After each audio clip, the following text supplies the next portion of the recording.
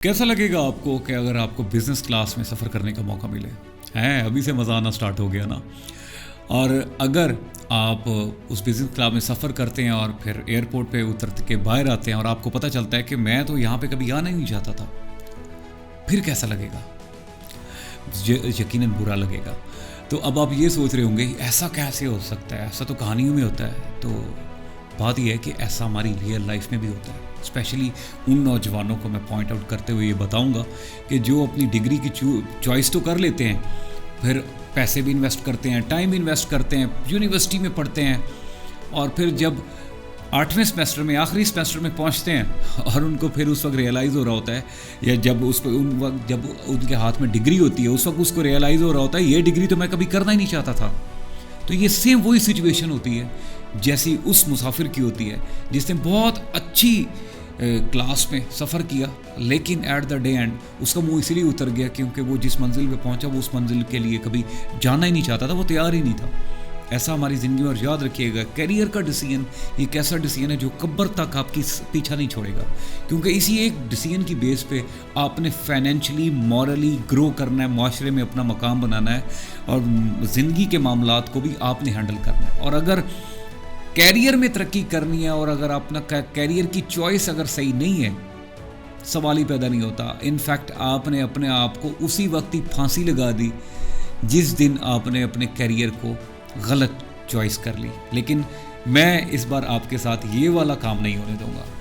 आपको आज कैरियर के स्कोप पे बात करूंगा, और यकीन करें एज ए कैरियर काउंसलर ये स्कोप अगर आपने माइंड में रख के कैरियर का फैसला किया तो आपका कैरियर का फैसला कभी भी ख़राब नहीं होगा। स्कोप में सबसे पहले एस पे बात कर रहे हैं, एस फॉर स्ट्रेंथ। जब भी आपने कैरियर की चॉइस करनी हो, सबसे पहले अपने नेचुरल टैलेंट को माइंड में रख के आपने फैसला करना है। बहुत से ऐसे लोग हैं, हमारी पूरी दुनिया में जितने भी लोग हैं, अल्लाह ने हर बंदे को कुछ ना कुछ टैलेंट दिया है, लेकिन बहुत से लोग जब अपने टैलेंट से हट के कोई दूसरे चीज़ों को फोकस करते हैं जिनमें उनका नेचुरल टैलेंट नहीं होता, वो शायद वो काम कर तो लेते हैं, तो ना तो वो उस चीज़ को एंजॉय कर पाएंगे, ना ही उस चीज़ में आउट परफॉर्म कर पाएंगे।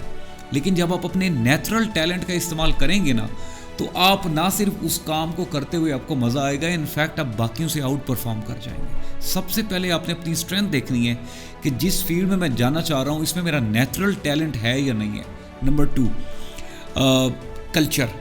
कोई भी ऐसी चीज़, ऐसी डिग्री, ऐसा काम स्टार्ट नहीं करता जो आपका कल्चर सपोर्ट नहीं करता। अगर आपका कल्चर सपोर्टिव है उस काम में जो आप करना चाह रहे हैं, आपके उस काम में यू हैव नो आइडिया कि आपको कितनी तरक्की मिलेगी। तीसरा बड़ा इंपॉर्टेंट काम, अपॉर्चुनिटीज़। किसी भी जो काम या जो डिग्री आप अडॉप्ट करने जा रहे हैं, जो कैरियर चूज़ करने जा रहे हैं, उसमें आपने ये देखना है कि आज से 10 साल बाद इसका स्कोप क्या होगा। You know that world is changing in a very fast way. रात को कुछ होता है, सुबह कुछ होता है, उससे अगले दिन कुछ हो जाता है। दुनिया बहुत तेज़ी से बदल रही है। इस तेज़ी से बदलते हुए दौर में हमने अपने आप को उस एंगल से तैयार करना है कि जो चीज़ हम चूज़ कर रहे हैं, क्या आज से 10 साल बाद भी उसका स्कोप होगा, या उससे रिलेटेड चीज़ों में हमारे पास इतनी ऑप्शंस होंगी कि हम अपने आप को मोल्ड करके उसी तरह की चीज़ों में हम बहुत अच्छे से प्ले करके अपने फ्यूचर को सिक्योर करके अपनी फाइनेंशियली भी अपने आप को इम्प्रूव करें, कैरियर में भी अपने आप को बहुत से लोगों के साथ आगे बढ़ाएं। तो आपने ये ज़रूर देखना है कि जिस फील्ड में आप जाना चाह रहे हैं उसकी अपॉर्चुनिटीज़ आज से 10 साल बाद उसका स्कोप होगा या नहीं होगा, इस चीज़ को ज़रूर माइंड में रखना है।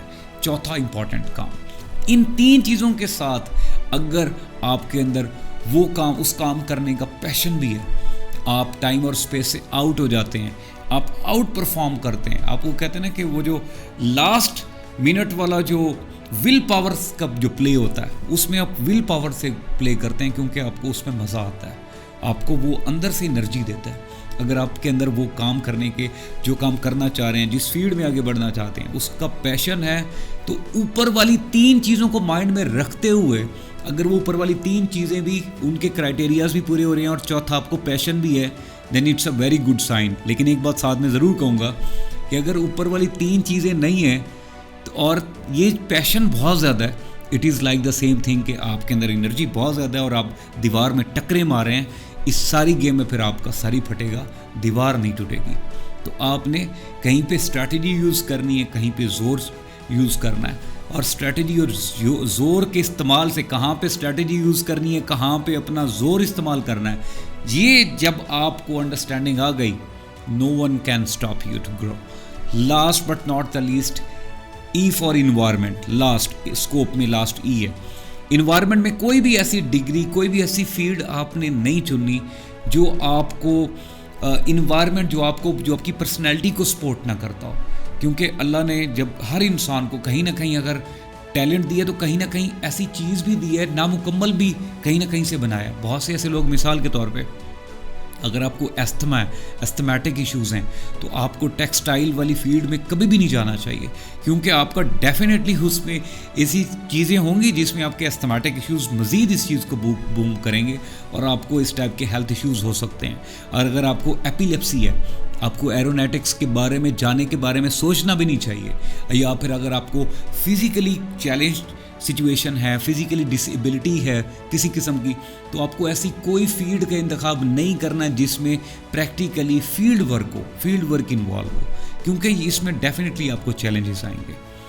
ये 5 चीज़ें स्कोप को माइंड में रख के अगर आप फील्ड का चुनाव करेंगे, अपने कैरियर को चूज़ करेंगे, ट्रस्ट मी, आपकी ये चॉइस आपको एक दिन खुद आपको अपने उस चॉइस पे प्राइड करने में बहुत ज़्यादा वो खुशी होगी कि मैंने उस वक्त बहुत तमीज़ से, समझदारी से फ़ैसला किया। और उस वक्त आप बाकियों से उसी एक फील्ड में, क्योंकि समझदारी से गए होंगे, पूरे पैटर्न से, स्ट्रैटेजी से गए होंगे, और उसमें आप बाकियों की बेस पे से ज़्यादा आउट परफॉर्म खुद करते दिखाई देंगे। और उस वक्त फिर आपने कुछ भी नहीं करना, सिर्फ मेरे लिए दुआ कर देनी। अपना बहुत सारा ख्याल रखिएगा एंड वेक अप।